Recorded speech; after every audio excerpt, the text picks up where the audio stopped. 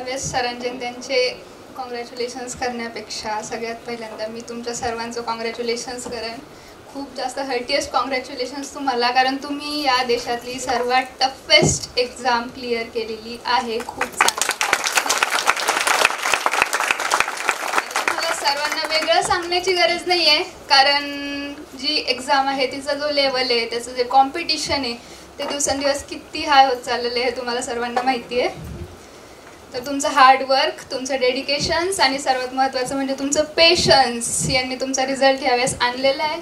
त्याबद्दल खूप खूप कॉंग्रॅच्युलेशन्स. आणि सरांबद्दल बोलायचं झालं तर इथं प्रमुख पाहुणे म्हणून बोलायची संधी सरांनी दिली, ही खूप मोठी गोष्ट आहे माझ्यासाठी. जे कोणी आता ह्यावेळेस माझ्या प्रवासाबद्दल जर बोलायचं झालं तर रिपीटच्या टाईमला मी इथे BCBमध्ये ॲडमिशन घेतलेलं होतं. आज मी government dental college Chhatrapati Sambhajinagar इथं डेंटिस्ट्री करते फर्स्ट इयरला. सरांबद्दल बोलायचं झालं तर सरांनी खूप खूप खूप जास्त गायडन्स दिलेलं आहे. प्रत्येक स्टेपवरती सरांचं मार्गदर्शन होतं. म्हणजे दर दुसऱ्या दिवसाला मी सरांकडे असायचे, सर असं असं आहे, हा रिझल्ट आहे. एक टाईम तर असा होता की पेपरला 1-1.5 महिना बाकी आहे, माझा स्कोअर 400च्या आसपास होता. सरांना जाऊन म्हटलं की सर आता नाही होते, बस एवढंच होतं माझ्याकडनं, मी BAMS करून घेईल. सरांचं असं होतं की तू कर, तू जे करते ना तेवढं कर, जो काही रिझल्ट असेल तो आपण बघून घेऊ, बस तू करते तेवढं करत राहा. आणि मग पेपर झाला, रिझल्ट आला, 587 मार्क्स होते मला. श्रेय मी माझ्या घरच्यांना देते या रिझल्टसाठी, तेवढंच श्रेय मी सरांना DCB बायोलॉजीला देते. आणि जे कोणी आता नीटची एक्झाम देतील पुढच्या वर्षी त्यांच्यासाठी काही गोष्टी सांगू इच्छिते. असं असतं की तुम्ही एक एंट्रन्स एक्झाम देताय, त्यामुळं तुमचं एक रुटीन असणं खूप गरजेचं आहे. किंवा एखाद्या दिवशी कमी अभ्यास झाला आहे म्हणून चला आता पुढचे 2-3 दिवस त्याच्यात राहायचं की आपला त्या दिवशी कमी अभ्यास झाला होता असं म्हणून पुढचे पण 2 दिवस वेस्ट करायचे, ही गोष्ट नाही चालत. इथं असं असतं की झालं आहे ना एखाद्या दिवशी कमी, तर पुढचे दिवस असं करा की अजून जास्त अभ्यास होईल, असं मागचं कव्हर होईल असं काहीतरी अभ्यास करा. तुम्ही जो अभ्यास करता त्यामध्ये 3 गोष्टी खूप महत्त्वाच्या असतात, ते म्हणजे प्लॅन, प्रॅक्टिस आणि रिवाईज. तुम्ही जे काही करताय, मला वाटतं प्लॅनिंगची तर काही खास गरज नाही आहे, कारण सर इथं आहेत. सरांचं प्लॅनिंग तुम्हाला सर्वांना माहिती आहे किती अफाट आहे. पूर्ण टेस्ट सिरीज असतील, DPP असतील, SSN असतील, प्रत्येक आठवड्याला 3-4 टेस्ट तर होऊनच जातात आलात. बस तुम्ही तेवढं फॉलो करताय, सफिशियंट आहे, खूप जास्त सफिशियंट आहे. दुसरी गोष्ट म्हणजे प्रॅक्टिस, ती तुम्हालाच करणं आहे.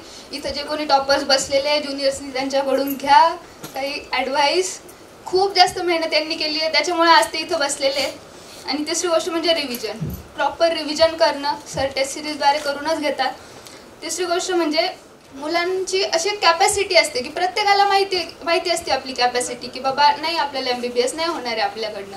पालकांनी देखील ही गोष्ट लक्षात घेतली पाहिजे की प्रत्येक विद्यार्थी हा टॉपर नसणार आहे, प्रत्येक विद्यार्थ्याला MBBS मिळेल असं नाही आहे, कारण एक्झाम खूप जास्त डिफिकल्ट होती आहे. त्यामुळे जे काही करताय तुम्ही BMS असेल, BDS असेल किंवा दुसरा कुठलाही मेडिकल कोर्स असेल, जे करताय ते बेस्ट आहे, त्या फील्डमध्ये तुमचा बेस्ट देण्याचा प्रयत्न करा. आणि तिसरी गोष्ट म्हणजे सगळ्यात महत्त्वाची, सोशल मीडियापासून दूर राहा मित्रांनो. पुढचं जे आयुष्य असणार आहे ते खूप खूप सोपं असेल.